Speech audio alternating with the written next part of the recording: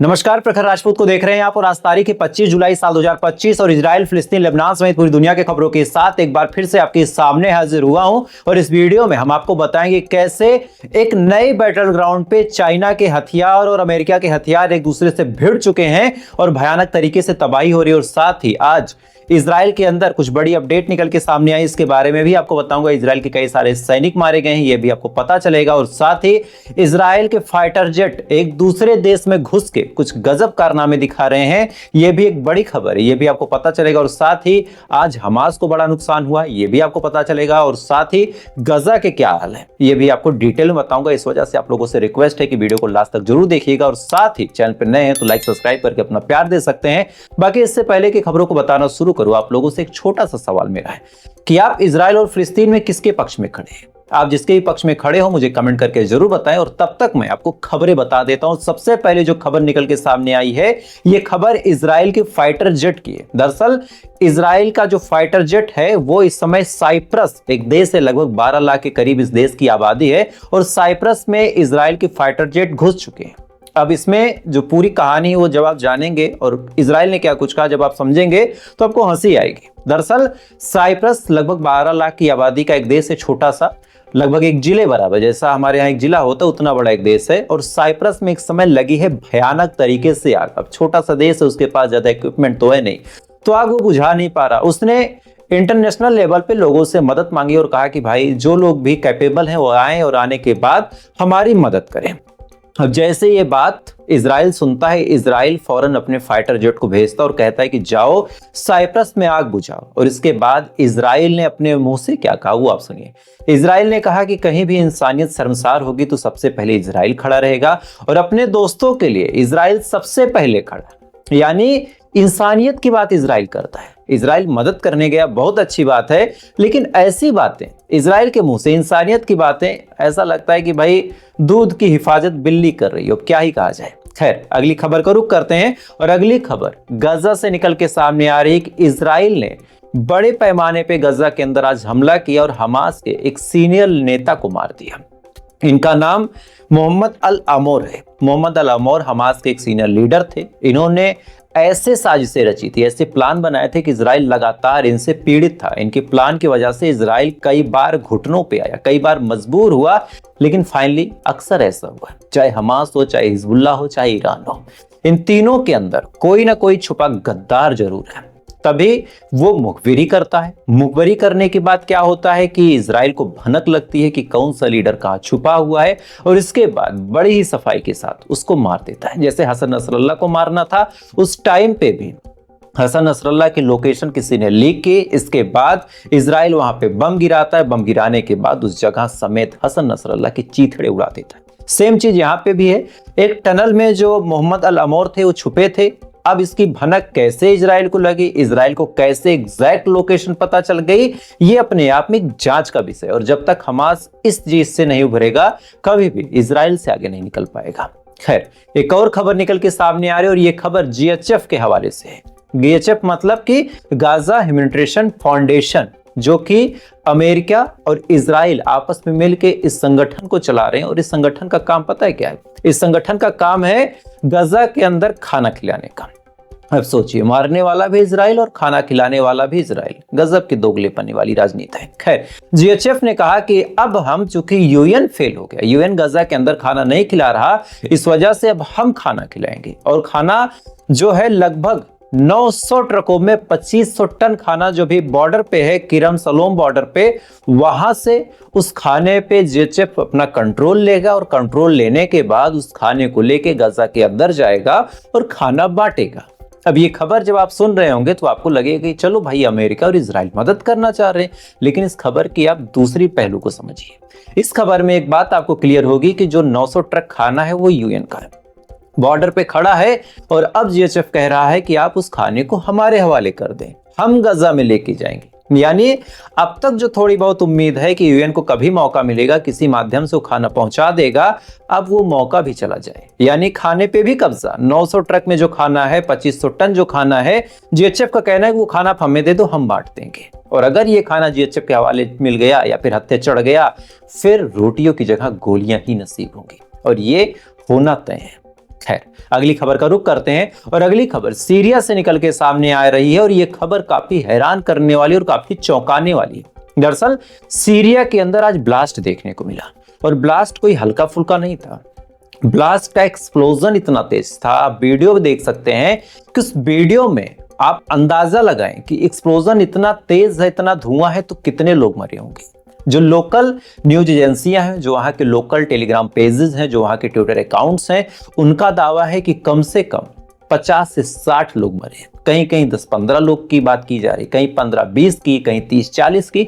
चलिए हम 10 लोगों की भी बात मान लें कि इतने लोग मरे हैं, 10 लोग ही मरे हैं। लेकिन यहाँ पे सबसे अजीबोगरीब फैक्ट ये है कि इतना बड़ा ब्लास्ट हुआ, इतना बड़ा धुआं उठा, सब कुछ हुआ, एक्सप्लोजन हुआ, लेकिन आज सीरिया की सरकार के पास ये जानकारी तक नहीं है कि ये ब्लास्ट आखिर हुआ कैसे। सीरिया की सरकार कह रही है कि हम इन्वेस्टिगेट कर रहे हैं, ये ब्लास्ट कैसे हुआ इस बारे में अभी तक हमारे पास कोई जानकारी ही नहीं है। अब आप सोच के देखिए, एक तरफ ड्रूज के साथ लड़ाई, दूसरी तरफ इजराइल का हमला लगातार तेज, और तीसरी तरफ अब इनका कहना है कि हमारे अंदर किसने ब्लास्ट कर दिया हमको पता ही नहीं। ये कोई सरकार है सीरिया की? मतलब अजीबो गरीब सरकार है कि भाई आपके अंदर इतनी सिक्योरिटी कोलैप्स हो रहे हैं, कभी इजराइल की मिसाइलें आ जा रही, कभी ड्रूज इतनी बड़ी बगावत कर दे रहा, और आप ये जवाब दे रहे हैं कि आपको पता ही नहीं कि ब्लास्ट कैसे हुआ। तो अपने आप में काफी निकम्मापन आप दिखा रहे हैं। खैर, क्या ही कहा जाए। अगली खबर का रुख करते हैं। अगली खबर आईडीएफ के हवाले से आपको बता रहा हूं। इस खबर में इतनी अजीबो गरीब चीज देखने को मिली कि आईडीएफ का दावा है कि आज खान यूनुस और राफा की तरफ से एयर स्ट्राइक की गई। ये एयर स्ट्राइक किसने की, इसके बारे में आईडीएफ ने कोई जानकारी नहीं दी, लेकिन इतना कहा कि राफा की तरफ से जिस रॉकेट को दागा गया, ये रॉकेट उस जगह से लगभग 250 मीटर दूर गिरा जहां पे मदद बांटी जा रही थी। यानी अब आईडीएफ ने अलग ब्लेम गेम खेलना शुरू कर दिया। आईडीएफ का कहना है कि हमास या फिर वहां पे जितने भी रेजिस्टेंस फोर्सेज हैं, किसी का नाम आईडीएफ ने अभी तक नहीं लिया है, मैं भी कल तक ले ले। आईडीएफ का कहना है कि 250 मीटर दूर एक रॉकेट आके गिरता है और उस रॉकेट को दागने का काम हमास या रेजिस्टेंस फोर्सेस ने किया। यानी इनका कहना है कि जो लोग मदद बांट रहे हैं उनको टारगेट करके अब हमास मार रहा है। जो लोग मदद बांट रहे हैं गाजा के अंदर, उनको मारने का काम अब हमास कर रहा है। इससे पहले कौन कर रहा था हम सभी जानते हैं, लेकिन ब्लेम गेम आप देखिए कि अब अपने ही किए को किसी और का नाम दे देना, अपने ही किए को। अब इसको क्या ही कहा जाए। खैर, अगली खबर का रुख करते हैं। अगली खबर खुद इजराइल के अंदर से निकल के सामने आ रही है। दरअसल इजराइल के अंदर आज बहुत बड़ा हादसा हुआ। इस हादसे में लगभग सेवरल्स दर्जनों के करीब लोग घायल हुए, दर्जनों के करीब। आज एक जगह लगती है कफार यना। कफार यना एक जगह है जहां पे एक शख्स, दिमाग में उसके क्या फितूर था, उसके दिमाग पे क्या हुआ था, क्या सच में उसने ड्रिंक कर रखा था, या फिर उसको इजरायलियों से नफरत थी, या फिर वो मानसिक रोगी है, पागल है, ये चीजें तो मैं आपको नहीं बता सकता। लेकिन आज ये शख्स कार लेके निकलता है, पूरी स्पीड में 100, 120, 130 की स्पीड में उसको रेस पे लाता, और लाने के बाद कफार में अचानक से भीड़ के ऊपर उस गाड़ी को दौड़ा देता है। भीड़ के ऊपर उस गाड़ी को दौड़ा देता है, और इस इंसिडेंट में कम से कम दर्जनों के करीब लोग घायल हुए हैं। दर्जनों के करीब ऐसे जिनकी हालत क्रिटिकल है, हॉस्पिटलाइज हैं। इनकी हालत को सुधार करने की कोशिश डॉक्टर्स कर रहे हैं, लेकिन अभी तक कहीं भी कोई ऐसी खबर नहीं निकल के सामने आ रही कि इनमें से कोई रिकवर हो रहा हो। यानी आज एक ऐसा एक्सीडेंट हुआ है कफर के अंदर कि आज दर्जनों के करीब इजरायलियों की मौत हुई है। अब उसको अरेस्ट किया गया, फाइनली उससे पूछताछ की जा रही है, इन्वेस्टिगेशन किया जा रहा है कि भाई तुमने ऐसा क्यों किया। लेकिन अभी तक किसी को भी कोई जानकारी नहीं। क्या इसका फिलिस्तीन से कोई कनेक्शन है, क्या ईरान का इसमें कोई हाथ है, या फिर लेबनान हिजबुल्लाह का कोई काम है इसमें, अभी तक कुछ क्लियर नहीं है। लेकिन हाँ, आज सीरियस इंजरीज हुई हैं। और ऐसा नहीं कि केवल यहाँ, एक और आपको रिपोर्ट बताता हूँ। ये रिपोर्ट गाजा से है और आप अपने स्क्रीन पे देख सकते हैं कि गाजा के अंदर एक बिल्डिंग में ब्लास्ट हुआ है, और इस ब्लास्ट में 10 के करीब आईडीएफ के जवान ऐसे हैं जो मारे गए। दरअसल गाजा के अंदर ये लोग एक बिल्डिंग में गए थे रेड करने। इनके दिमाग में आया कि चलो गाजा में हम एक बिल्डिंग के अंदर घुस जाते हैं और वहां पे देखेंगे कि क्या कोई हमास का छुपा है। अच्छा, ये बात हमास को भी पता थी कि ये लोग आएंगे। जैसे ये लोग अंदर जाते हैं, अचानक से जो एक्सप्लोजिव चीजें रखी थी, जो ब्लास्ट की चीजें रखी थी, वो ब्लास्ट होती हैं, और जैसे ही ब्लास्ट होता है अचानक से इन तमाम लोगों के चीथड़े उड़ जाते हैं।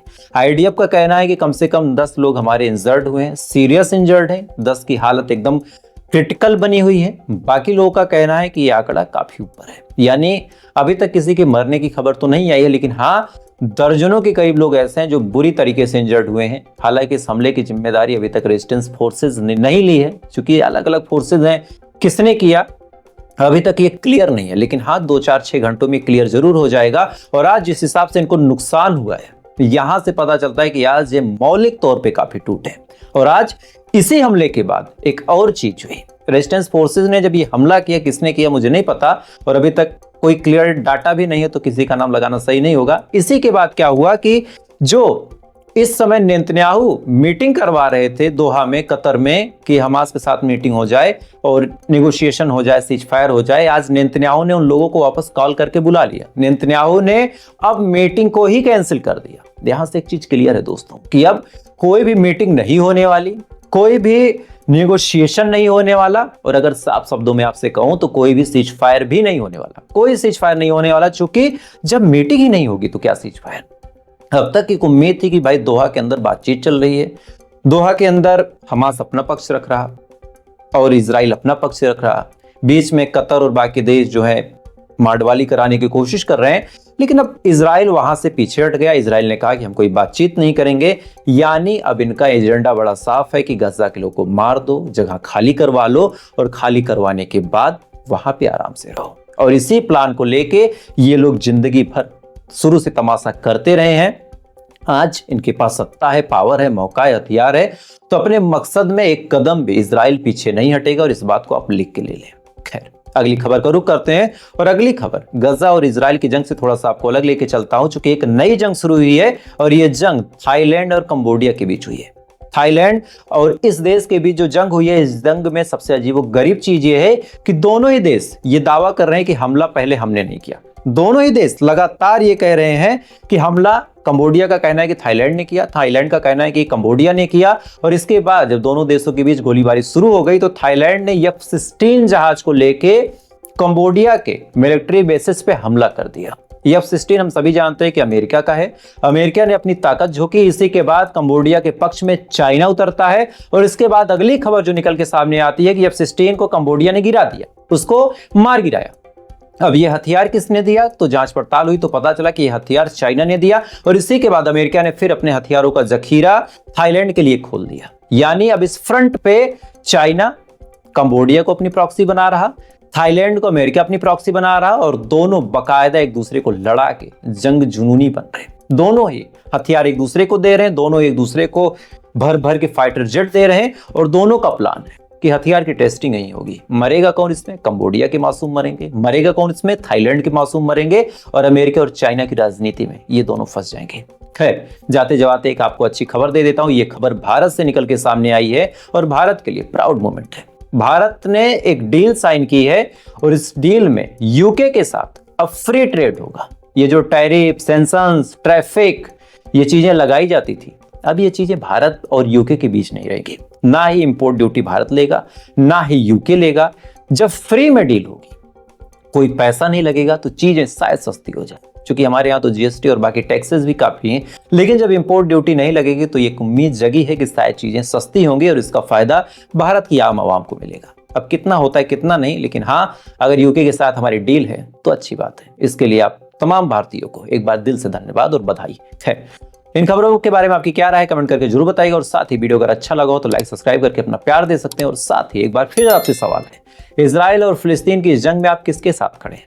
इजराइल के साथ खड़े हैं, फिलिस्तीन के साथ खड़े हैं, या फिर आपका कोई स्टैंड नहीं? कमेंट करके बताइएगा। बाकी थोड़ी देर बाद फिर आपसे मुलाकात होगी इजराइल, फिलिस्तीन, लेबनान सहित पूरी दुनिया की खबरों के साथ। तब तक आप अच्छे रहें, खुश रहें, ऊपर वाला आपकी हिफाजत करें।